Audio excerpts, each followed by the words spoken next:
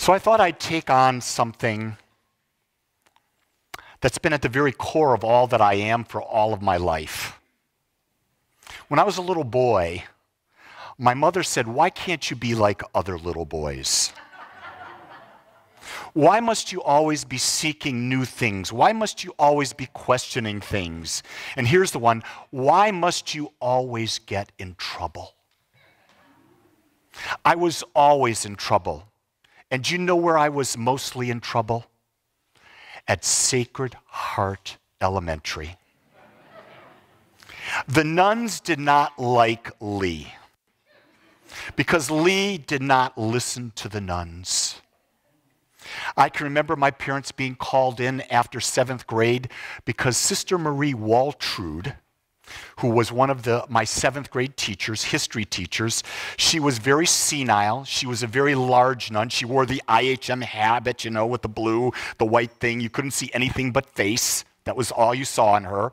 And she would be the one who would walk into the wastebasket, look down and say, "Pardon me." And she was just so different that we would take on a habit. These are boys. Now, we're boys. And you know, remember the Bic pens where you could take out the Bic thing and then you could wad up a spitball and you could shoot it through the Bic pen? Well, one day we decided it was the day for Sister Marie Waltrude to be covered. And so she would walk down the aisle. When she'd turn and walk back, it would all these boys would be spitting spitballs on her. Well, after class, the nun who was the head nun, walked up to her, looked at her back, and said, "What the heck happened?" There were like thousands of spitballs stuck to the back of this nun's habit. And immediately I heard, "Wolak!" And I was taken down to the principal's office. "Who was your accomplices in this?" Of course, you never squeal. You never squeal. So who got suspended? And it wasn't that. It was that I questioned everything. That portrayed later in 9th grade when I went to the seminary in Detroit, the Archdiocese of Detroit Seminary. And after 1 year, I was asked to leave. And I was asked to leave because I questioned everything. I never took anything because they told me I should. It's because the way it is. I don't believe we're meant to do that. What religion for me meant was death. So my talk title today is Conformity is Suicide. That hit you, didn't it? Because if you start to reflect back, if you become that little boy and that little girl all over again, you start to realize that from the time you came out of your mother's womb, you've been asked to conform. Your parents have asked you to conform. Your grandparents have asked you to conform. Your bigger families asked you to conform. I don't know about you, but I had a very, very, very large Polish family. I mean, my dad was one of 10 children, and they were Catholic, so you can imagine the breeding that went on that side of the family. It was perpetuating the whole Catholic church could have been dedicated to the Wolaks in Hamtramck. And then on the other side, you've got the Sicilian side. And so you've got the whole Catholic thing there. So you can imagine how that family was feeding in that you must be this, you must be that. And it got confusing whether to be a Polak or to be a WAP. You know, I'm being very disrespectful there, but that's what it was. Which side do you become? Because each wanted you to become that. And the greatest thing my mom and dad ever did is they moved out of the Polish ghetto or the Italian ghetto, and they moved to Dearborn. And in Dearborn, it was very much a white Caucasian, upper middle class neighborhood, which didn't really have ethnicity. It was a blending. It's not that way now. Now it's the largest concentration of Arabic-speaking people outside of an Arabic nation in the world. Dearborn has become that. And why did it become that? Ford plant and the other plants that produce cars brought over immigrants to work in the plants. But anyway, because I was in Dearborn, I'm no longer in the same relationships that my family members back in Michigan still are. In fact, I left the state. I was the first out of both sides to ever leave the state. After I left, my parents left. Then after my parents left, my brother left. Then my sister left. And so the whole family that I'm used to, we're the ones who left Michigan. You see, there's a symbolism there in that you have to leave behind something to go and get into something new. Does that make sense? You can't become more if you keep holding on to what is. So let's talk about what is conformity. Conformity is acceptance and adherence. The word adherence is really important here. To behaviors, beliefs, and values which are considered socially acceptable. Well, then you got to ask the question, who determines what's socially acceptable? That's a really good term. Then ask the question then, who determines what's normal? And so let's ask this then from a perspective of that there are 7.5 billion people on the planet. And every one of those people has a unique set or hierarchy of values, as we talked about when John DeMartini was here last week. So there are no two people on the planet that value the same things in the same way as any other people on the planet. So there's no two people that are alike in any way, shape, or form. So yet we make a term that there's normal. Well, the only way you can make a term normal is if you start putting people in boxes. One of the things that was said when Rockefeller was helping build the school structure of the United States was, I am building a structure whereby it can feed the economic factory process of the United States. Do you get that? It was specifically designed to put people into the workplace the way they wanted to be in the workplace. Think about what you'd have to be on an assembly line. What you'd have to be in a situation where it's very controlled and confined. You cannot have free thinkers there, right? So the idea is, how do you stem the ability to free think? When you stem the ability to free think, what happens to you? If you're on the assembly line, I'll share with you because I was a management trainee on Dodge Main-Hamtramck, which was the largest assembly plant in the world. 6,000 people there per shift. Cars on the 8th floor, first floor, they walk out 120 cars an hour. What happened was, and you found this out as I was a management trainee, wanted to get up, I was working second shift. After second shift, you had to what? You had to numb yourself from everything you experienced that day. So where did you go afterwards? You went to a blind pig. Do you all know what a blind pig is? Let me enlighten you. A blind pig is an after-hours illegal joint where alcohol and just about anything goes. And you had to go. Why? You had to conform because your bosses and their bosses were there. And so you would get home at 5, 6 in the morning. And most of the time you were half lit. The best thing that ever happened to me was when my 3-month segment in that happened, I was asked to stay and they would have made me a general foreman. At that time, this was 1972. I would have been making $54,000 a year plus overtime, and you worked at least 20 to 30 hours overtime per week. Now think about what $52,000 or $54,000 meant in 1972. That's huge. That's greater than $150,000, $200,000 today. I said no, because I think my wife would have left me on the spot. Because I was not centered. I was not grounded. I was what? Conforming. Because what is it? You're supposed to make a lot of money so you can buy the house in the suburbs. You're supposed to be able to do that stuff. So if we've got the definition of conforming down, then what is non-conforming? Non-conformity is what? The acceptance and adherence to behaviors, beliefs, and values, here's the difference, which are self-chosen and self-determined. So one is choosing what others lay on you, the other is choosing for yourself. And one of the basis of what we learned from John was the idea of what are values. What is it that you value most in life? What is it you are seeking more in life? Once you understand what your core hierarchy of values are, then you can be self-choosing. Then you can be self-determining. But if you don't have that basis defined for you, you're living by the values of others. Think about that. You are living by the values of others. You've blindly accepted everyone else's values as yours, and you've never questioned them.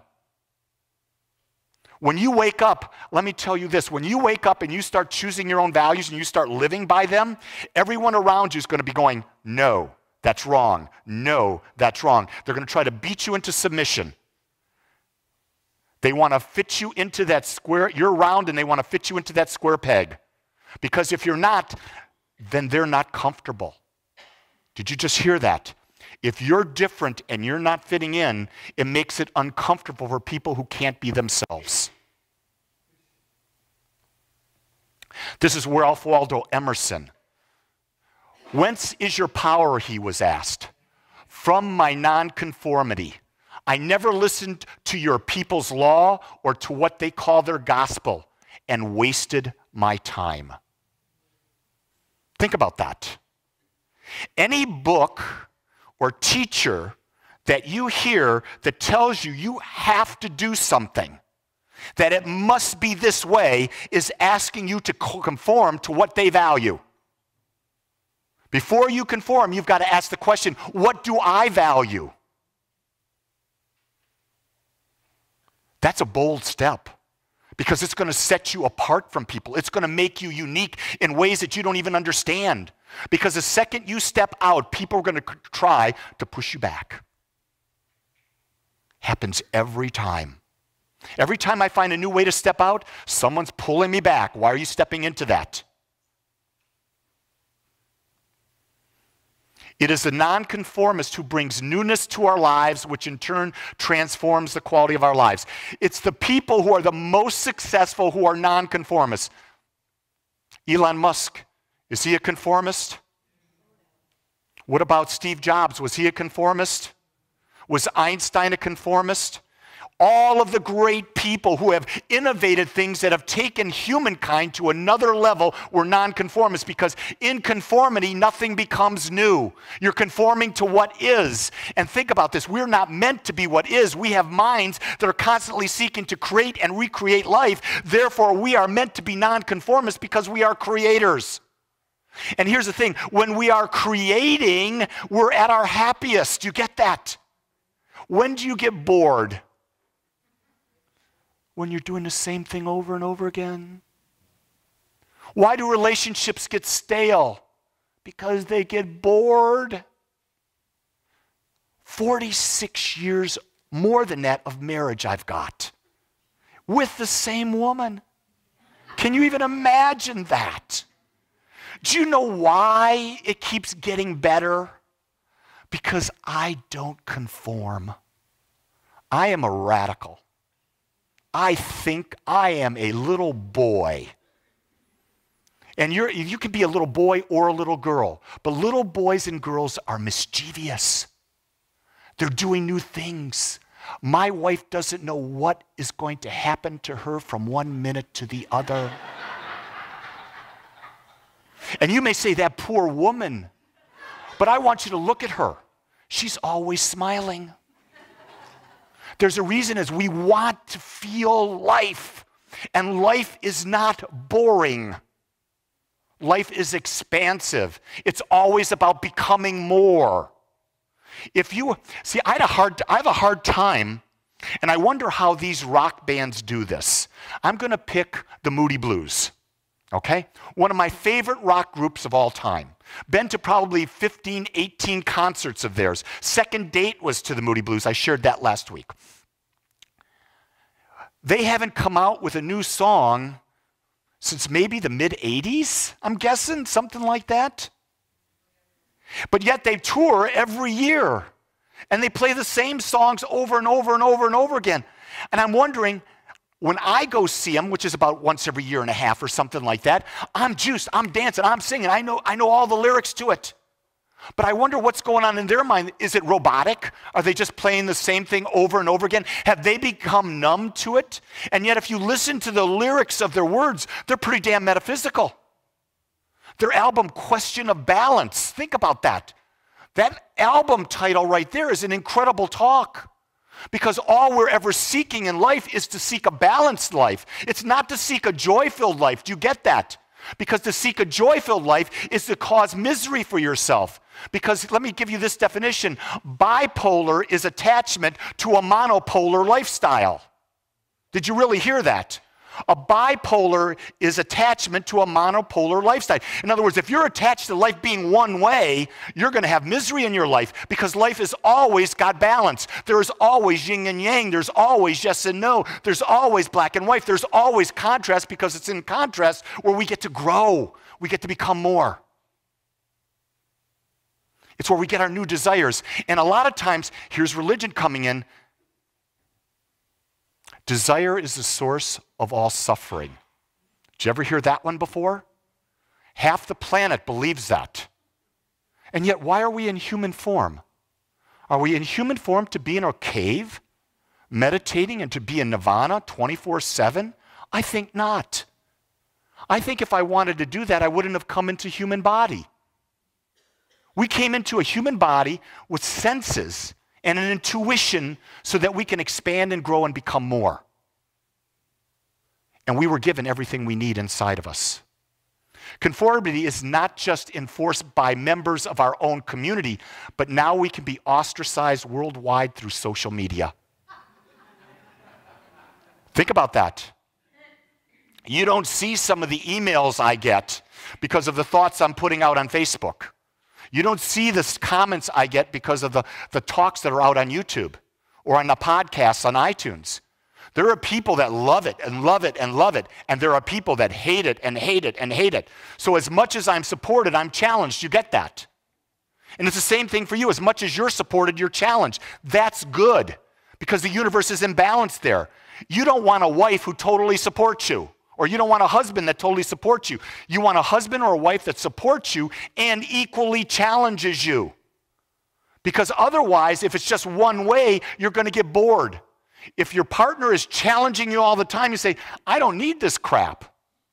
If they're supporting you all the time, you're saying to yourself, this is too damn easy. I need something that's challenging. You have to have both. There's a balance. There's a blend of both. It's like the perfect amount of vermouth in a Rob Roy. There's a perfect amount. When I was young and I was drinking, this is a long, long time ago, Rob Roys were one of my biggest favorite drinks because you get a good buzz on quick. But you could tell the difference between just a little bit of difference between how much vermouth you added and what type of vermouth.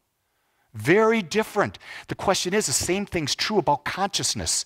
You see, the vermouth is a perception of consciousness, isn't it? So everything is about a perception of consciousness. The question is your consciousness open to see everything? Are you open to see life expanding and becoming more within you? Or are you seeing that challenge as something you don't want to face? Are you regretting something coming in? You've got to take a step back when you're being challenged by an individual and you basically say, hey, it's just life. They've got a different paradigm than I do. They're coming at this from a completely different perspective. I don't have a clue where they're coming from. Maybe if they share with me, I'll be able to talk to them in a way that they can hear. But if they don't share with me, I'm not responsible for what they hear. Did you just hear how I said I am not responsible for how someone else feels? Because can I do anything about how they feel? Not a thing. They're going to choose how they want to feel. They're going to choose how they want to respond. So I can't be responsible for that. But I can't be responsible for how I am. That's where responsibility lies, with me. Conformity is living one's life for others, not for yourself. The question I'm going to ask you is this. Picture yourself on your deathbed, lying there.